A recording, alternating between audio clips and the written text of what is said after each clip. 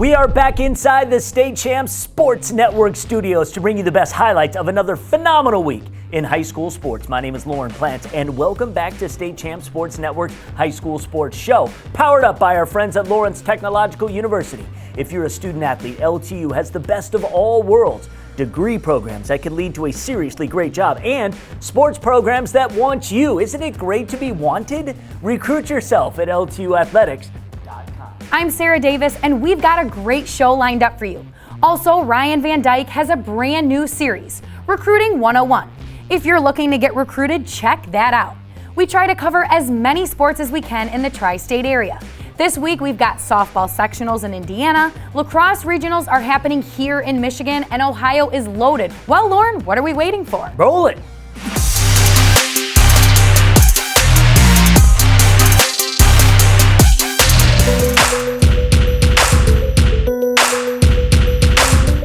I'm Ryan Slocum in Midland, where the Chemics hosted Grand Blanc. The winner would be crowned Saginaw Valley League champions. This game was picked up in progress, with the Bobcats leading 1-0 in the bottom of the third after being suspended due to darkness on April 26th.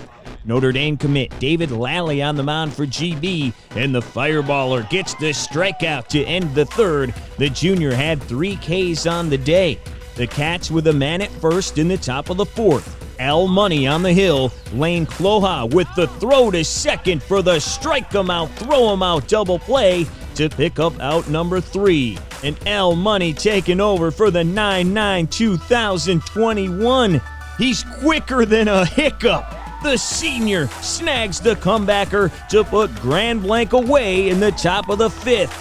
Money was then at second in the bottom of the frame, trying to steal third. The throw to the bag gets away. That allows the pitcher to help his own cause. He comes home to get the Chemics on the board, and we have a brand new ball game tied at 1. Grand Blanc threatening in the 6th with a man at third, but Money continues to be straight cash, homie. He picks off Dylan Brown at third to get out of the jam. The Chemics then had a man in scoring position in the bottom of the 6th for A.J. Harvey.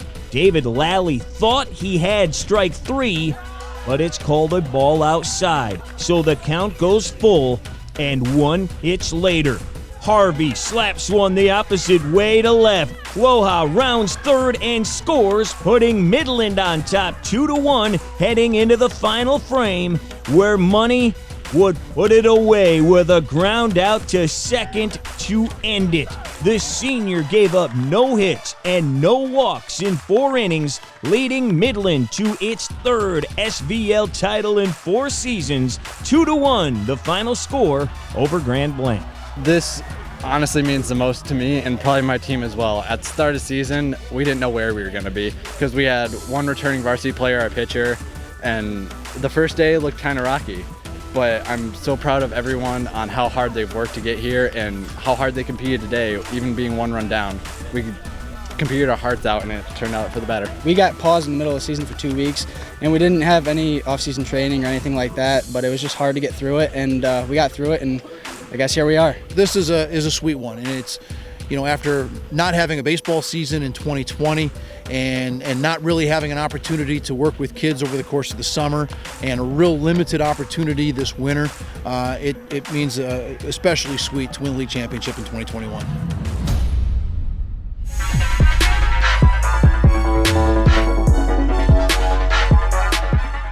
I'm Jason Hutton in West Michigan. OK White Conference baseball doubleheader rivals East Grand Rapids and Grand Rapids Christian. Former Major Leaguer Brent Gates starting his 2nd stint as Eagles head coach. He led them to state championships in 2012 and 2013. 1 win in this doubleheader and the Eagles would win a conference championship. Bottom of the 2nd, scoreless tie.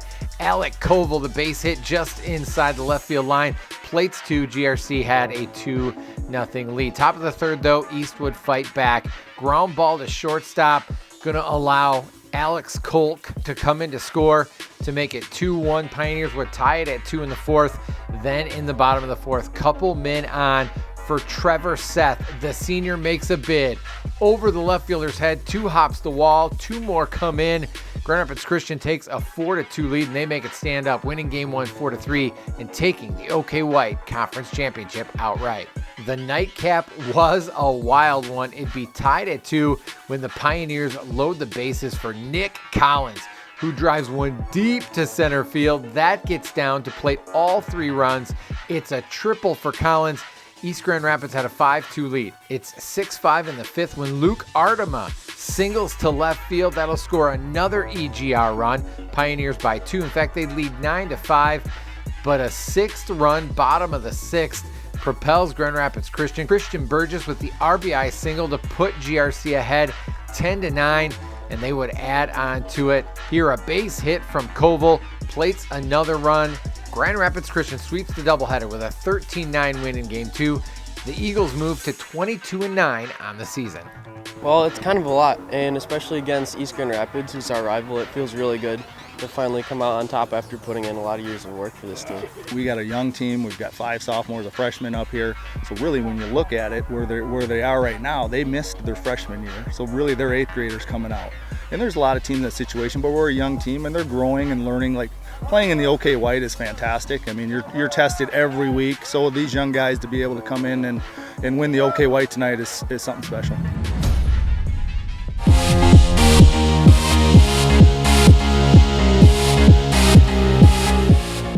I'm Mike Erlitis. We take you to a battle in Birmingham for district playoff action in the OAA. The Maples of Seaholm hosting the Falcons of Groves. The Maples in their home darks attacking early.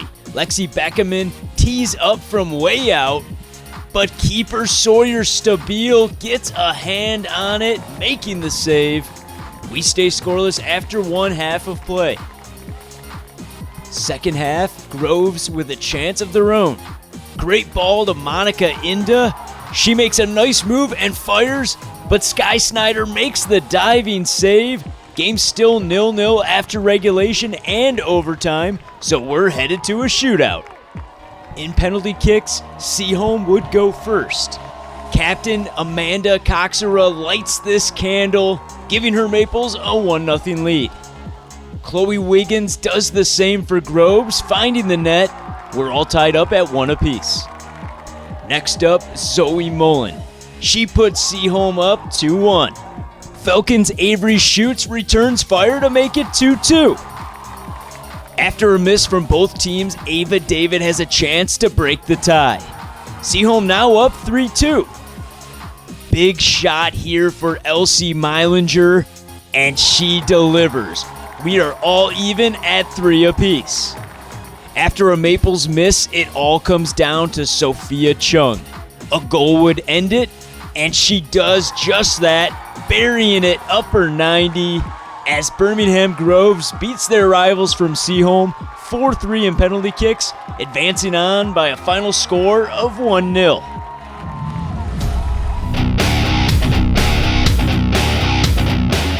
I'm Lorne Plant. The University of Detroit Mercy hosting the 2021 Catholic League Softball Championships. The Cardinal title match featuring the University Liggett Knights and the Macomb Lutheran North Mustangs.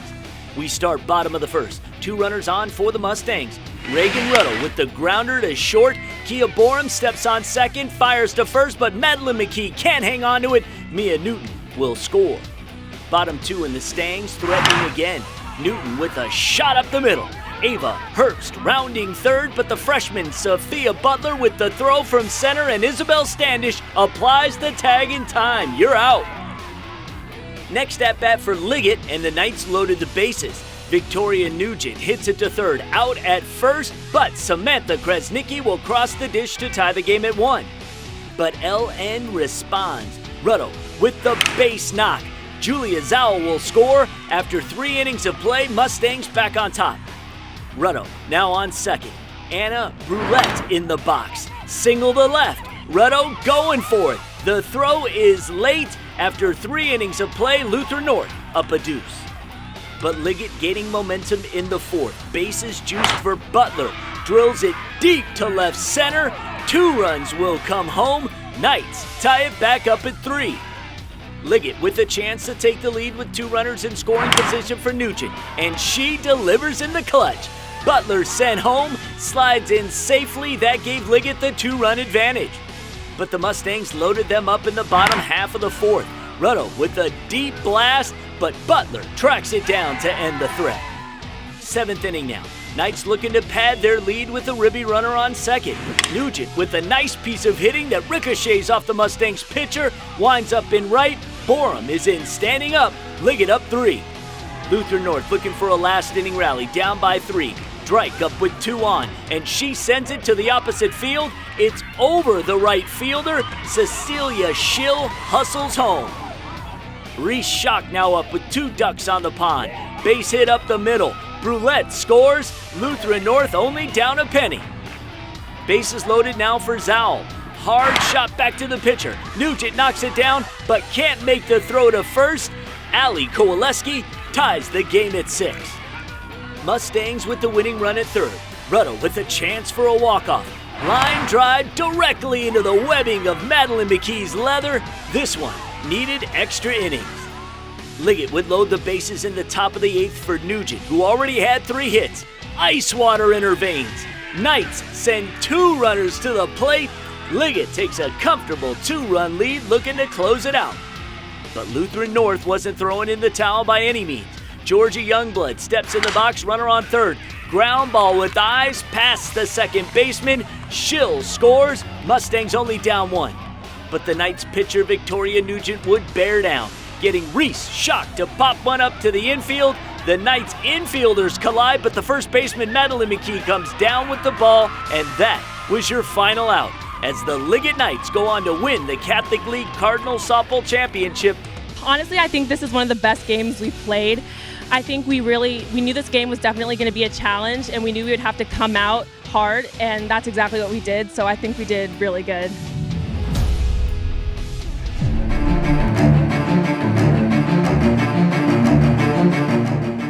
I'm Ryan Slocum in Macomb for a boys lacrosse Division I regional semifinal with Dakota hosting Romeo. We'll pick it up with under 2 minutes left in the first quarter. Cougars senior captain Robbie Damron gets around the defender, speeding out in front. He tucks it into the net, putting Dakota up 1 after 1. They were up a deuce in the second. Anthony Toko knocks the ball free. It scoops it up and sends it to Damron, who shakes the defender and fires it home. Damron with a team-high 4 goals on the night. Cougars up 3-zip. Romeo trying to cut into that deficit a couple of minutes later. Jake Wild finds the junior, Seth Von Hiltmeyer. He steps up and rips the shot to the back of the net. Bulldogs down 2. Then, with 2 minutes left to play in the half, Andre Mellis up top and over to Brandon Horoff. The senior skips it past the keeper for another tally. Dakota scores 4 times in the second. They take a 6-2 lead at the break. The Bulldogs come out red hot in the second half. Von Hiltmeyer passes it to Chase Alverson. The senior rips a clean shot to the back of the net. Romeo now down just 2.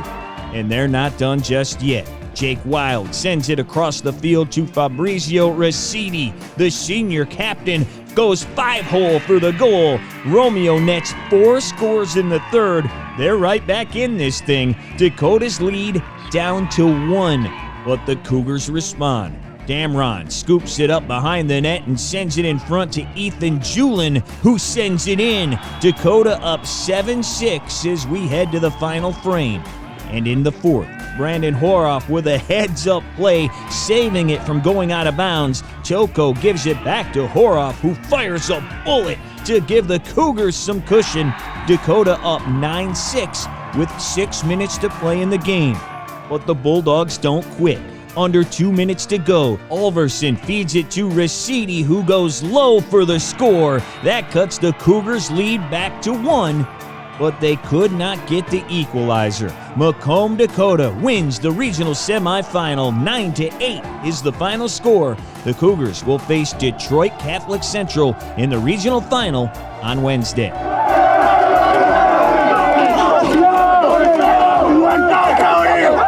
Feels great. All the guys put in a lot of work this week at practice. Really helped our intensity at practice. We have great coaches out there. Coach Mike really energetic with us, always yelling and screaming, getting us hyped up. Coach Rob always settles us down. and calms us down and makes a perfect combo. We can hang with them, and you have to believe that inside. And guys, you just pulled off another 1-goal victory against the same team 2 weeks ago, right? Yep. And hey, guess what? Our season's going on.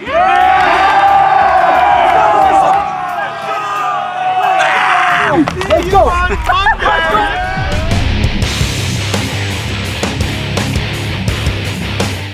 Dylan Morello here as we're in the Motor City at Cass Tech High School for a boys lacrosse regional first-round playoff matchup.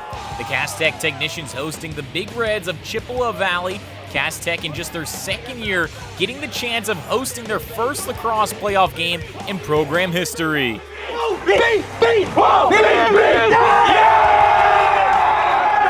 Let's get a CTO3. Gabriel 6. 1, 2, 3. 4, 5, 6. Let's get out there, boys. We start things off just a couple minutes in the first. Defenseman Derek Podorski getting the steal in the defensive zone, handing it off to the senior midfielder Michael Gutman, and Gutman would do it himself, going the whole length of the field, weaving through defenders, and fires a shot, putting Chippewa up 1 early. Cass Tech looking to tie it up just a few minutes later. Middleman Sergio Broughton with a quick burst of speed along the right side, passes it out in front to Donovan Moses, firing it down low to tie the game at 1 in the first.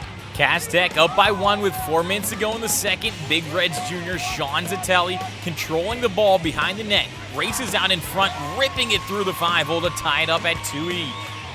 Chippewa now up 3-2 with under 2 minutes left in the first half. Cass Tech working the ball around in the offensive zone. Senior Sergio Broughton from up top speeds by the Chippewa defender, firing a shot from way out into the back of the net to tie the game at 3, heading into the break.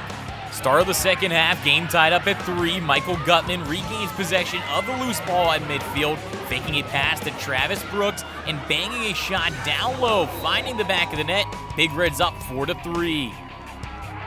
But the Technicians would gain some momentum here in the third, fighting for the ground ball in the offensive zone. Junior Phoenix Hollier comes away with it, fighting through the contact and firing a shot in the 5er for a goal. Hollier with a team-high 4 goals. Cass Tech up 7-5, heading into the fourth.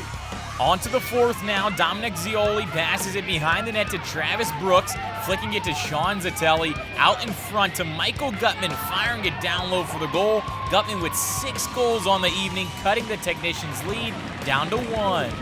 But Cass Tech would take care of business in the fourth. Technicians working it up top. Levon Traxel finds Sergio Broughton, who fires it in for the goal. Technicians scoring 3 in the fourth, as Cass Tech celebrates winning their first boys lacrosse playoff game in school history, topping Chippewa Valley with a final score of 10-7. It felt amazing. Came out here with the boys, we were just, before the game, I just said, boys, let's have fun today. Like, let's get far and let's do some work, but let's have some fun today and let's try and get them out of here and really go hard. We were never out of the fight. I mean, every ground ball, even on the turnovers, ready to, get back in transition and just keep fighting. And I think the energy playing at home, in front of the home crowd really makes a big difference for us. But I think the best part about it is we just looked like we were having fun, and that helps the hustle and it helps them stay in the moment. Time now to take a look inside Lawrence Technological University Athletics. We caught up with one of the LTU band members to find out why he chose LTU.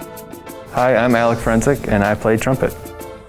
So yeah, I did band all through middle school. There was no marching band in there, but then you move on to high school and they have you do marching band, and it was just tons of fun, and I loved it. I wanted to stick through it with college. I'm very focused on my school, but having marching band definitely kept my sanity through it all. And this is a vigorous school, and lots of work to be done, lots of great work happening here. And having extracurriculars, whether they be sports or art or whatever people are doing, it's awesome to have that group of people to back you up. It's a really nice location, I think. There's only a few buildings, so it's not really hard to get around the place. And they're all connected, so if it's cold, I mean, you don't have to go out in the cold too much at least. But yeah, it's super easy to navigate and very comfortable when you need places to learn. All the food places in Evergreen is just wonderful, and it's right there, just a couple minutes away as well. All the faculty will always do one-on-one help with you. All the extracurriculars are super fun, and a lot of them are just starting out, so you get to be a part of that first group. So it's a super smart choice to choose LTU. Take your future into your hands. Visit LTUathletics.com and recruit yourself. Lawrence Tech, where Blue Devils dare.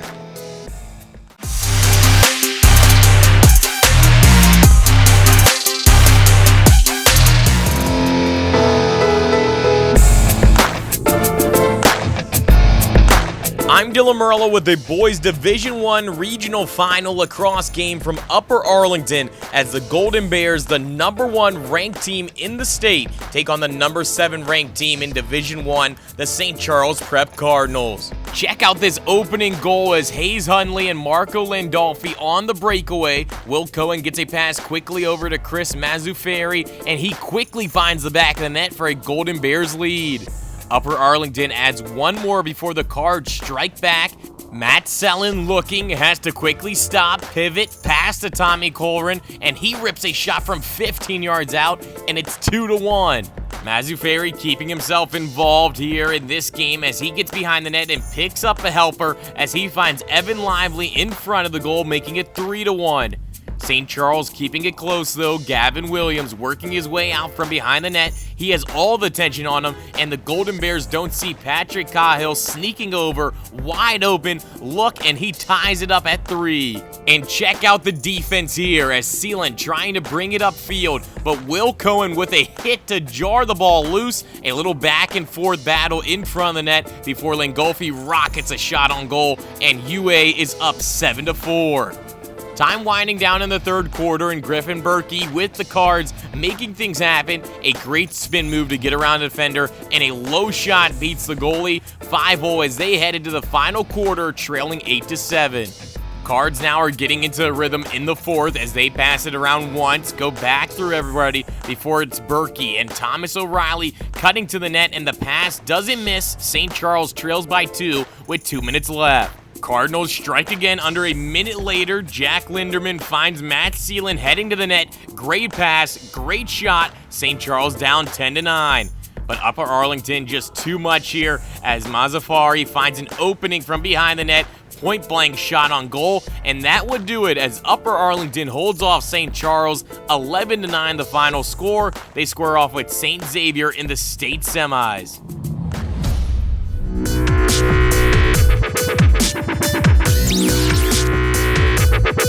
I'm Dylan Murillo, and we had a full crowd on hand for this Division II Boys Lacrosse Regional Final between the Indian Hill Braves and the hosting Marymount Warriors. First quarter, and we are tied at 1. Check out the pure determination from Robbie Gutman fighting his way through the Warriors' defense to the net, gets the goal, and breaks the tie. But the Warriors come right back, getting 2 quick goals, the second of which is this big sidearm ripper from Max Tepe to take the lead back. The Braves not happy. Minute and change later, Charlie DiGennaro working his way around his defender and is able to slip a goal past it to tie it back up at 3. Warriors go on another run before the half ends. Jaden Blair with the crossfield pass to Brendan West. He lets it fly as Marymount takes a 6-4 lead into the break. Warriors keeping the momentum out of the locker room. Bowden Gall flips it in front of the net for David Dorston. He ups it to an 8-4 Warrior lead. But the Braves aren't going away anytime soon. DiGennaro getting the goal himself through sheer grit, fighting his way for a clear shot before taking it, and it was 10-5 Warrior lead. And Marymount kept adding on. Seth Green takes a shot on goal that is blocked. He picks up his own rebound, tries it again, and finds the back of the net as Marymount holds on to beat Indian Hill 12-8 and win the regional crown before heading to the state semifinals.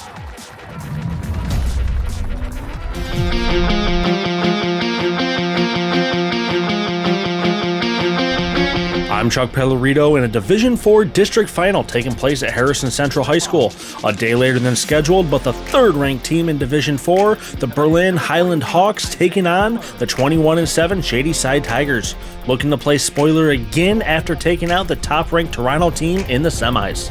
Bottom 1, Hawks with runners on the corners. Nolan Yoder hits a grounder to second base. No play at 2. They secure the out at 1, but Casey Lowe comes home from third to open the scoring. Colin Lowe looking to add on, but a chopper hit to third baseman Ben Walk over to first with plenty of time to end the threat. Bottom 2, Hawks have men on first and third again. Jared Hostetler at the plate. The lefty lifts the ball into center field. That's got enough distance to bring Derek Troyer, and it was a 2-0 game. Troyer on the hill for the Hawks, and he's keeping everything to a minimum. Picks up 2 strikeouts in the top of the third before getting Jordan Joseph to fly out to right. And check out the arm in the fourth. Bryce Amos hits the fly ball to left field. Alex Baker got a little too far off for Isaac Yoder's liking, unloads the cannon to make a double play with the backdoor pick at 1. And in the sixth, bases full of Hawks, Grant Miller lifts a fly ball in a straightaway center field. Plenty of time for Colin Lowe to come in, making it 3-0.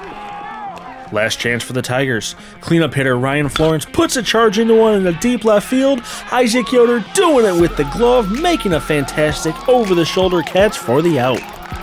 Little bit of congestion for new Hawks pitcher Nolan Yoder. Bases loaded, but Nate Milhone hits a grounder to Colin Lowe at short. The flip to Reese Schallbach at second, and that does it as the Hawks win a low-scoring game to claim District Hardware, beating Shadyside 3-0 the final.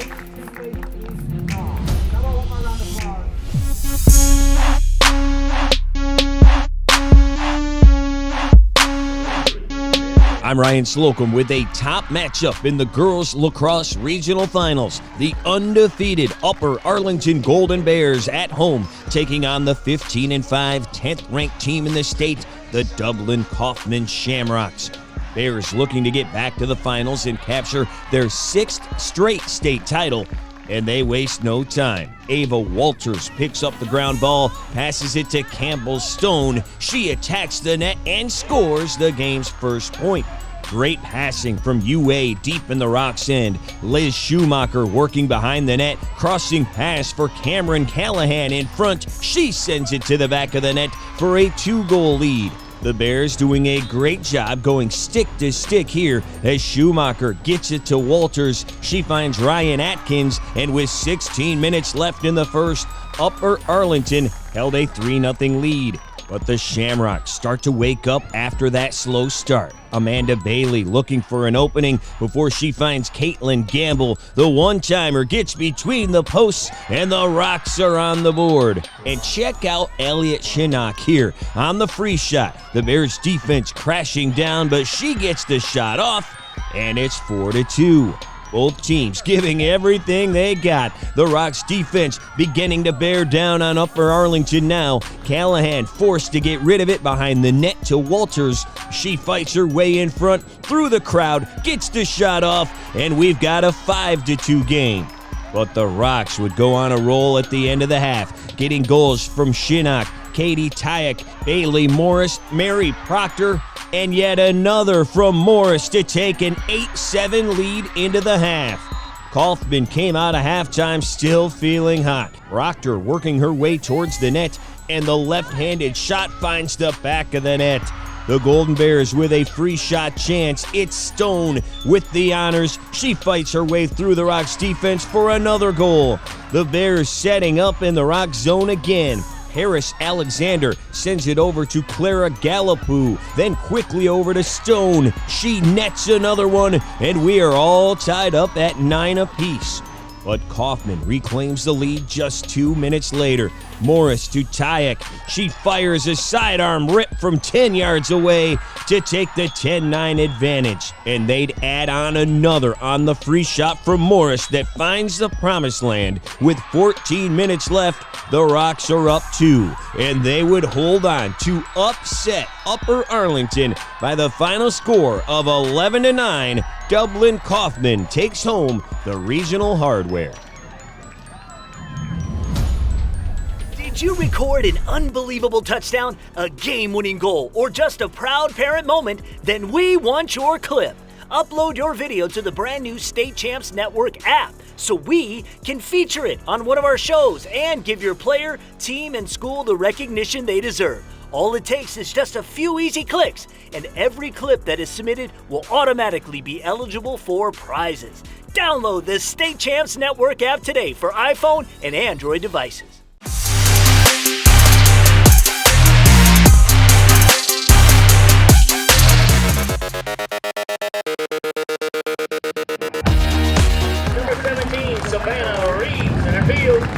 For a sectional title game in Columbia City, the host Eagles facing Huntington North for the crown. No score in the top of the second. Huntington North's Maddie Levy would change that. One of the few seniors on the Vikings roster. It would fall in shallow right. Reese Douglas comes home, and it's 1-0 Vikings.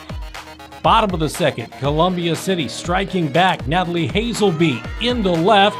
It would score Haley Webb. It would score Bailey Scheidler, and Columbia City takes a 2-1 lead. It would stay 2-1 until the top of the fifth, when Huntington North's Corinne Martz at the plate would lift one to the outfield. Kinley Landrum would tag and score from third. The Vikings get 3 in the inning to take a 4-2 lead. Matter of fact, Columbia City would go into the bottom of the seventh still down 4-2 when the Eagles' Bailey Scheidler delivers, scoring Bethany Banks, and it's now a 4-3 game. Haley Urban, key at bat, at the plate. She would ground to third. Savannah Reed breaks for home, looking to tie the game, but Reed is out at the plate. Nice play at third by Huntington North's Emma Helvey. Now, would that be it for Columbia City? The answer would be no. Brooke Lickey delivering. It scores Haley Whiteleather. Columbia City rallies for 3 runs in the bottom of the seventh inning as the Eagles come all the way back to beat Huntington North 5-4 for the program's first sectional championship in a decade.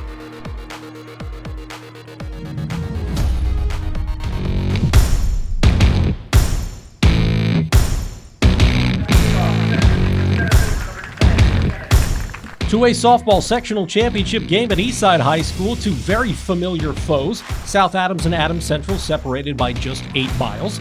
Top of the first, Starfire's out hot. Kristen Wynn to center. Shea Alberson scores, and it's 1-0 Starfires, and they weren't done. Still in the first, Mallory Hershey, the start of a big night, deep to left, off the left fielder's glove, and to the wall. Wynn would come around to score, and it's 2-0 South Adams after 1. Bottom of the second, South Adams ace Jade Baker throwing darts, one of her 3 strikeouts.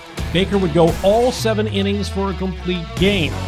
Now 3-0 in the top of the third. Starfires trying to take more control. It's Hershey laying one down. Alberson scores again, and it's 4-0 South Adams.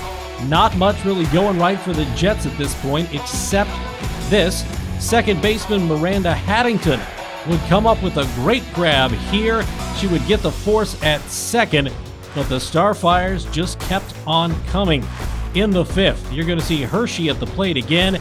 This would play 2. Hershey 4 for 5 with 5 runs batted in. South Adams wins 13-5, the Starfires' 5th consecutive sectional title.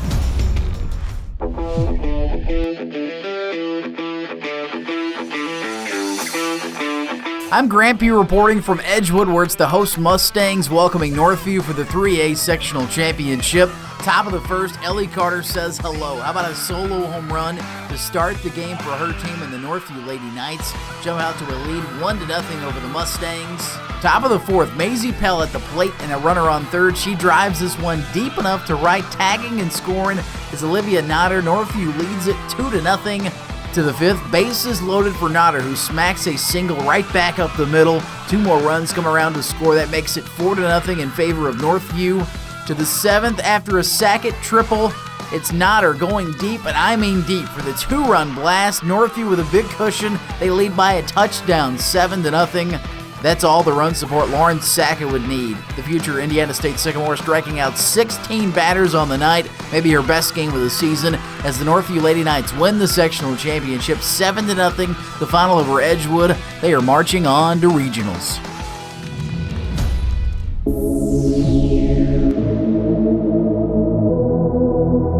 I'm Andrew Garcia from the Hammond area. The race to state is officially underway. Morton takes on Highland in the sectional quarterfinal. The host came to play right out of the gate. Highland starter Mia Rivera opens the game by striking out the side, and in the bottom of the frame, the Trojans get the offense going. Hannah Weklinski goes the other way with one. Coming in to score is Rivera. Highland strikes first. An inning later, Ava LaFell sends a scorcher right back. That brings home Michaela Avila. A scary moment, but thankfully Jocelyn Rodriguez is okay to continue playing. To the third, Highland looking to add on. Alexandria DeSantos skies one way into left center field. That is more than deep enough to plate Weklinski. It is now 4-0 Highland, and the Trojans continue to manufacture runs. Avila now batting. The junior sends one to third. Brianna Burbridge takes off for home on the play, sliding in ahead of the tag. Another run for the Trojans. Top of the fourth, Morton gets defensive. Annalise Campos makes the sweet over-the-shoulder catch. Governor's trying to stay in it, but Highland is just too strong. Bottom five, Avila Avila continues her big day by dropping one between the fielders to bring home Wicklinski. Trojans pulling away up 6-0. Now it is Angelica Castillo's turn to join the fun. The junior putting one into the gap. 2 runs are going to score on the play. Miranda Gonzalez is in first, followed by a hustling Avila. Highland adds on and they never look back. The Trojans win 10-0. They advance to take on the winner of Munster and East Chicago Central on Tuesday at 4:30 in the semifinal contest. Just watching those highlights again reminds us that there is nothing like the thrill of high school sports. Our team here at State Champs loves to bring you this show each week. If you dig the content, follow all of our State Champs social platforms. We're on Twitter, Facebook, Instagram, and YouTube. Be sure to give us a like and share it so more people can access this exciting content. There you go. Another great show on the network is our recruiting show. It's called State Champ Scout Show. Drops every Wednesday, chock full of the latest offers, commitments, and prospects news in the major sports like basketball and football in Ohio, Michigan, and Indiana. But we don't stop there. We dive into the other sports as well. Be in the know. Watch State Champ Scout Show only on the State Champ Sports Network. And as we always say, let's do it again next week. Absolutely. He's Lorne and I'm Sara. Have an awesome week. State Champs High School Sports Show is proudly presented by Lawrence Technological University, where Blue Devils dare.